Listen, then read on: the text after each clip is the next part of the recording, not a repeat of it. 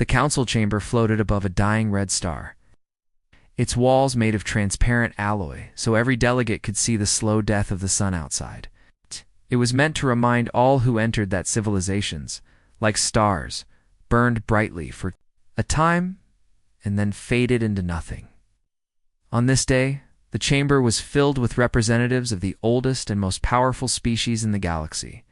They had come together for a single reason: to decide the fate of a young, noisy species called humans. Holographic screens displayed images of Earth's oceans sparkling, cities glowing under the night sky, warships rusting quietly in forgotten ports. The alien voices murmured in a dozen languages, some clicking, some growling, some whispering, like the hiss of sand in the wind. Every delegate had seen the same reports. Humans were clever, yes, but fragile. They lived short lives, needed constant food and water, and had a history of fighting each other for no reason. To the council, they were not a threat. They were a curiosity. From the far side of the chamber, High Chancellor Vorel raised a clawed hand, and the room fell silent. His voice, deep and heavy, filled the chamber. Humanity has potential, but potential can be dangerous, left unchecked. They could one day disturb the balance of the galaxy. You have two choices: let them grow freely, or place them under our protective rule now, while they are still too weak to resist. One by one, the delegates gave their opinions. Some argued for patience, claiming humans would destroy themselves without help. Others pushed for control, warning that humanity's adaptability was unlike anything they had seen. After hours of debate, the decision was made: Earth would be placed under guided development. The term sounded gentle, but everyone knew what it meant: occupation disguised as protection. When the message reached Earth, it was delivered with perfect politeness. A fleet of silver council ships entered the solar system, each the size of a city, their hulls gleaming under the sun. They stopped just beyond the moon, sending a single transmission to Earth's leaders: "We come in peace. We will join thee. Galactic Council is a protected species. In return for our guidance, you will surrender all interstellar capabilities and military assets. This is for your safety." The human governments met in emergency session. World leaders argued across screens and in secret chambers, their voices tight with anger and fear. Some wanted to resist immediately, but the data was clear: the Council fleet outgunned Earth's combined forces 100-1. Even if humanity fought with everything they had, they would be crushed in days, so the official response was calm. Earth's leaders thanked the Council for their offer and agreed to the terms. The occupation began quietly. Council patrols were stationed in orbit, and all human-built starships larger than a shuttle were dismantled or impounded. The great shipyards on Mars went dark. Military satellites were taken offline. How vague humanity's dream of exploring the stars Was locked away behind alien laws. To the average citizen, life seemed unchanged at first. Streets were still busy, the markets still open, but small differences began to show. Travel beyond Earth required Council approval, and the approval rarely came. Advanced technologies were restricted. Trade taxes climbed higher each month. Those who protested too loudly vanished in the night, taken to re-education centers. No human had ever returned from. The Council believed they had succeeded. They thought humans had been tamed, their ambitions caged. In the chamber above the dying star, Chancellor Vorel smiled when his generals reported that Earth was compliant. Within a century, he said, they will be fully integrated, harmless, loyal, but far from Earth. Beyond the reach of Council patrols, something was moving in the dark.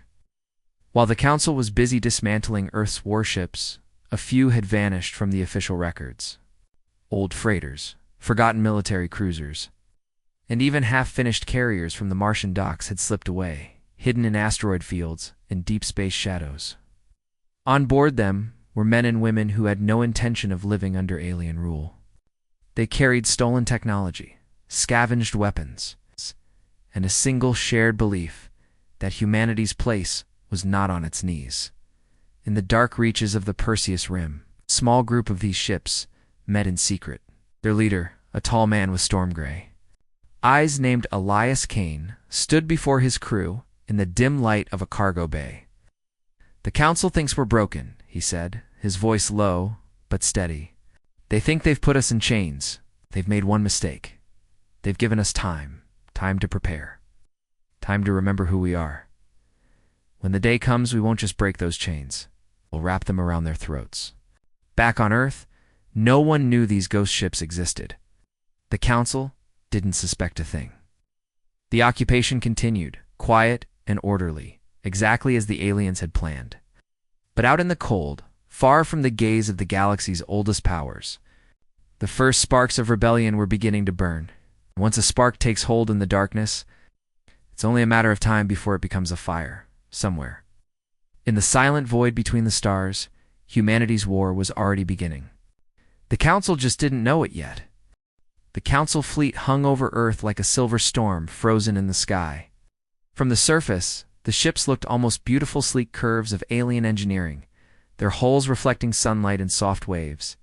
But beauty could be a weapon, and this beauty hid the steel grip of control. Every orbiting warship carried enough firepower to vaporize a city. Every station in the sky had weapons trained on human soil. It was not protection.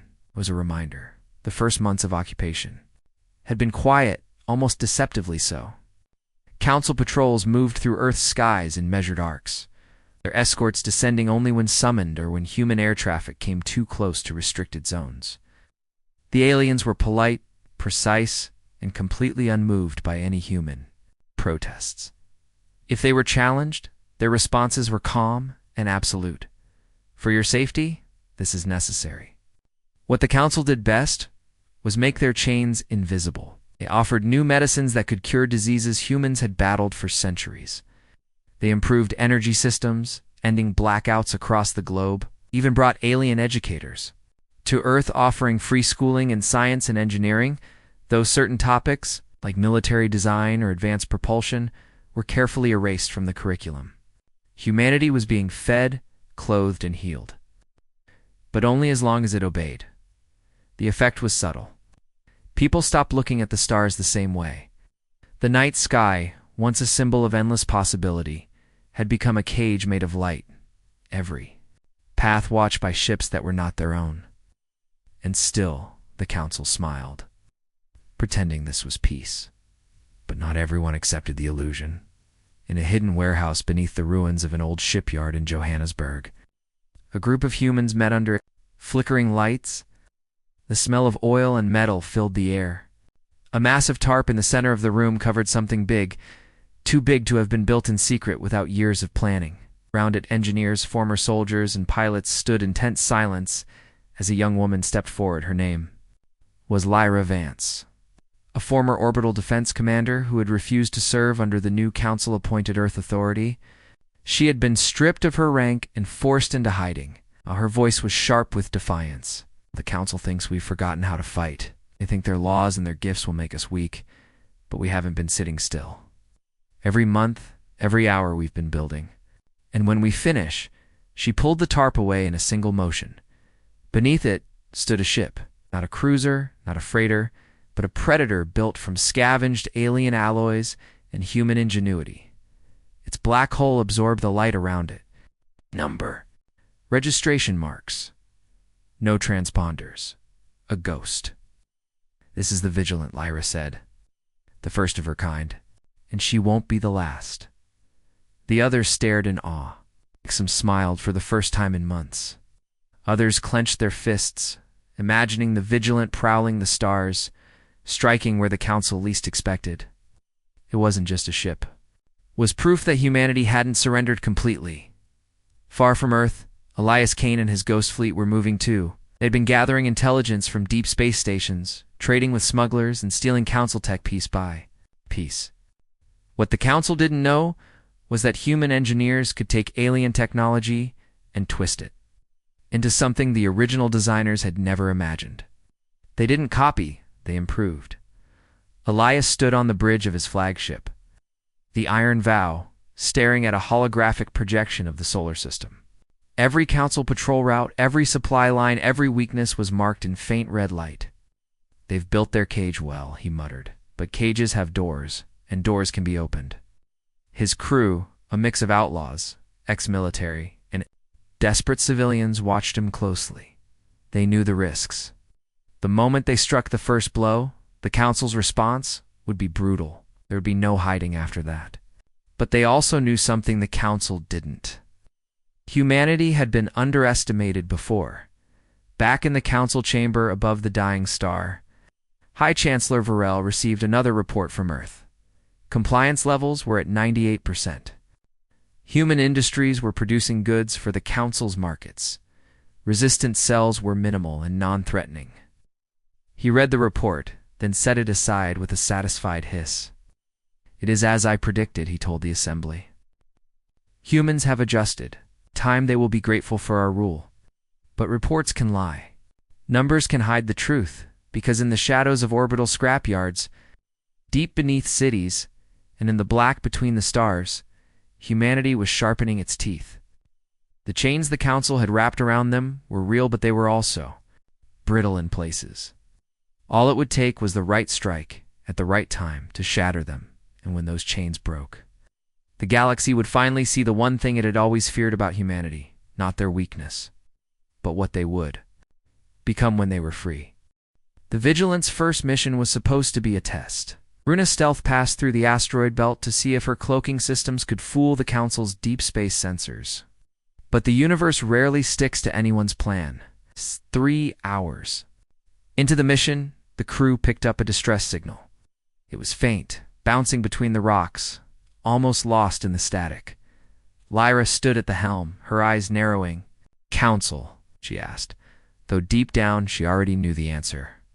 Council ships didn't send distress calls, they demanded assistance. This signal was different. Desperate. Human. The Vigilant moved silently through the drifting stones, her black hull blending with the shadows. The signal grew clearer, a man's voice cutting through the static. "Under attack, freighter, Blue Harvest cargo? Critical Council patrol incoming? Need help?" Then silence. They found the freighter limping between two massive asteroids, its hull scorched from plasma fire. A smaller ship clung to it like a parasite, drilling into the cargo hold. Pirates, but not the kind humans remembered.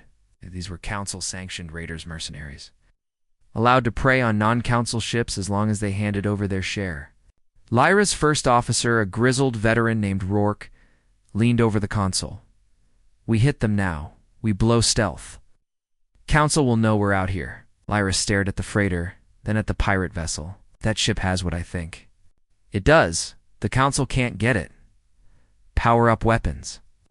The Vigilant came alive. Her engines flared once, propelling her forward like a black arrow. The pirates never saw her until it was too late.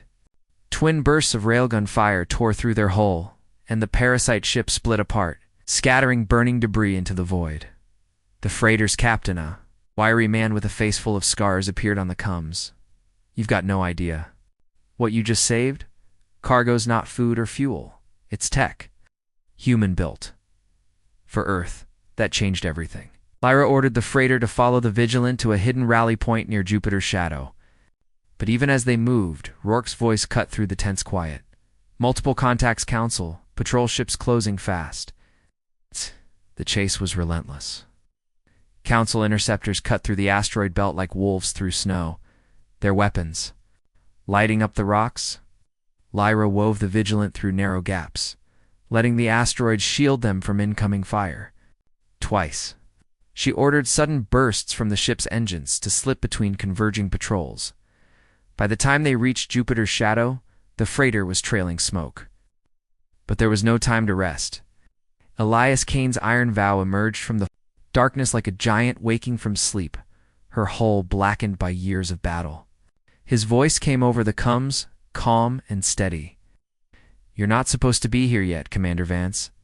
Lyra didn't flinch. "You're welcome. I brought you a gift."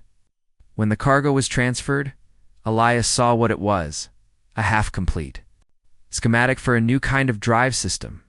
Not alien, not stolen. Human Medan years ahead of anything the Council thought possible. Whoever had built it had done so in secret. Right under the Council's nose. "This changes everything," Elias said quietly. "They've been watching us, counting on us to play by their rules. This," he looked at Lyra, "this means We can stop playing. But even as they spoke, the council fleet that had chased them wasn't retreating. More ships were arriving, too many to fight. Elias didn't order an attack. Instead, he smiled in that cold, dangerous way only humans could. We vanish, make them think they were chasing ghosts. The Iron Vow and the Vigilant dove into the blackness beyond Jupiter, engines cutting, letting gravity sling them into deep space. Council sensors scanned and found nothing, but the spark had been lit. A human ship had struck, saved a prize, and disappeared. The Council's cage was still there, but for the first time in years, something was moving. Inside it, something the guards couldn't see and the universe didn't yet know. How fast sparks could turn into fire. The Council's reaction came faster than anyone on the Iron Vow expected. They didn't issue warnings, didn't send diplomats. They sent a fleet. It's not a patrol group, not a blockade line-in. Entire battle armada. The kind meant to break worlds and erase rebellions before they could. Crawl out of the shadows, it began at the edge of Saturn's rings. A human listening post, a disguised mining station, picked up the faint rumble of hundreds of drives. The hum building until it drowned out every other signal. By the time the Iron Vow and the Vigilant arrived, the enemy ships were all ready. Fanning out, their formation precise and terrifyingly familiar, Council wasn't looking for negotiations. They were here to crush whatever spark had been lit before it could turn into a blaze. Elias Kane stood on the Iron Vow's command deck, arms folded, watching the tactical display flood with red. Lyra Vance stood beside him, eyes sharp. There. Not here for the freighter, she said quietly. You're here for us. Good, Elias replied. Means they're worried. Lyra gave a dry laugh. Worried? Elias, that's a killing fleet. That's why we hit them first. His tone didn't change, but his crew stiffened. Hitting a Council armada wasn't just risky, it was suicide. But Kane's eyes burned with something colder than fear. We don't survive by running. We survive by making them bleed so hard they think twice before coming again. The plan was simple, because simple was all they had. The Iron Vow and the Vigilant would slip through the chaos of Saturn's rings, using the dense debris as cover. Meanwhile, a network of hidden human satellites would ignite, flooding the area with false sensor readings. It would make the battlefield a storm of ghosts and shadows, every contact blending with a dozen fakes. The opening salvo came from the shadows. A volley of high-velocity kinetic slugs tore through the lead Council destroyer, punching holes clean through its armored hull. Before its escorts could react, second destroyer erupted in a blinding plume as its reactor went critical. The Council fleet responded instantly, their formation tightening, weapons lighting up the rings with deadly lances of energy. Massive. Chunks of ice shattered, spraying crystals across the void. One blast grazed the Vigilant, tearing open part of her port side. Lyra's voice was steady, but her knuckles whitened on the helm. Damage control seal. That breach now. Humans didn't try to match the enemy ship for ship. Instead, they struck and vanished, weaving through the ring shadows, letting gravity and debris hide their movements. Twice the Iron Vow slipped, so close to a cruiser that Elias could see the alien crew through their observation. Decks just before his railguns turned the ship into a drifting tomb. Then came the real blow. Hidden deep inside Saturn's largest moon, Titan was a weapon the Council didn't know existed, a rail battery so large it could tear a battleship apart with one shot. As the enemy's command vessel moved into range, Kane gave the order. The shot was silent in space, but its effect was thunder. The Council flagship cracked in half, its midsection evaporating under the impact. The explosion lit the rings in. A halo of fire, debris scattering like meteors. The fleet hesitated, just for a second, but a second was all the humans needed. Elias didn't order pursuit. Pull back, he said. The retreat was clean, vanishing into the same black nothing they'd come from. The Council was left with burning wreckage, crippled ships, and most dangerous of all, a new kind of fear. For centuries, the galaxy had treated humanity as a second-tier species, too fragile to stand against the great powers. But now, in a violent heartbeat, the universe had seen something else. Humans didn't just survive. They hit back, And when they did, worlds burned.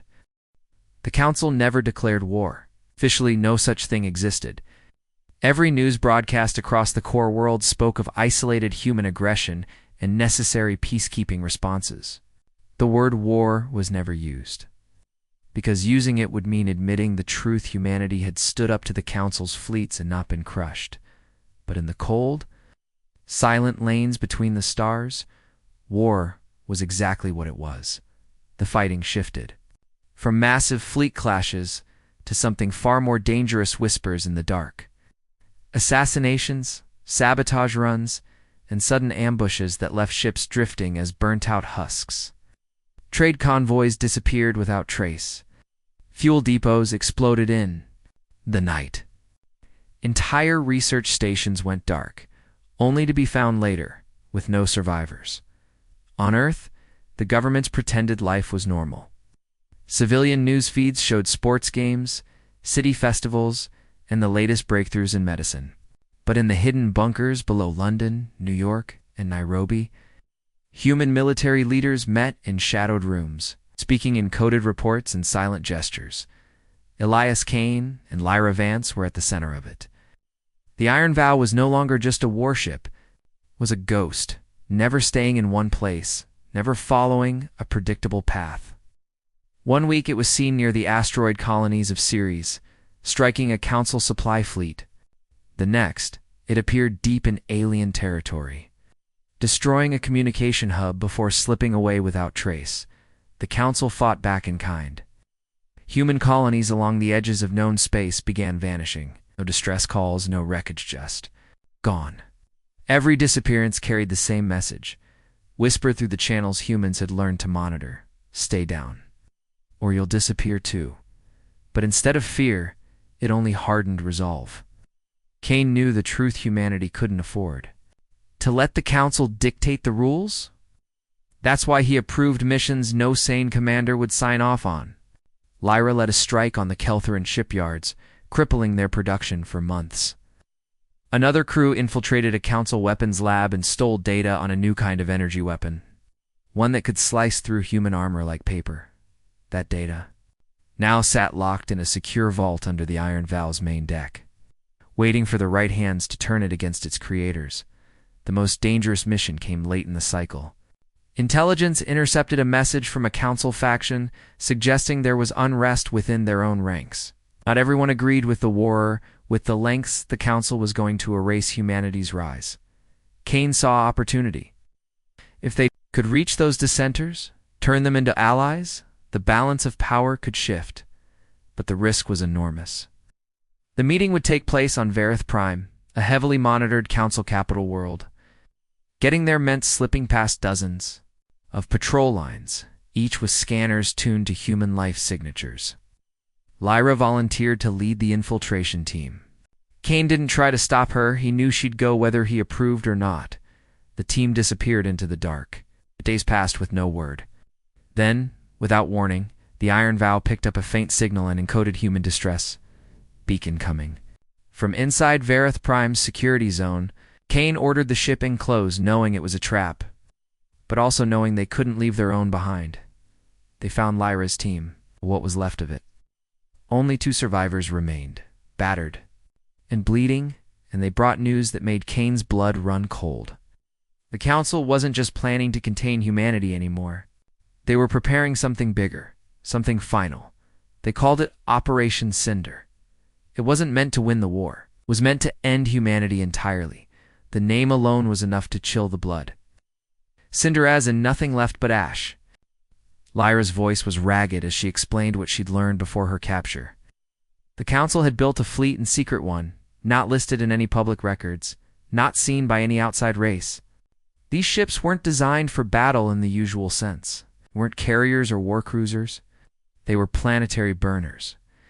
They carried weapons capable of igniting atmospheres, poisoning oceans, and turning a thriving world into a barren husk in ours. And they weren't meant to target just Earth. The Council had marked every human colony, every outpost, every place humans had set foot in the stars. All of it was to be wiped clean. The fleet's launch was set for 19 Standard. Daza Kane felt the weight of it settle on his shoulders as Lyra's words echoed in the command room. It wasn't just war anymore. It was extermination.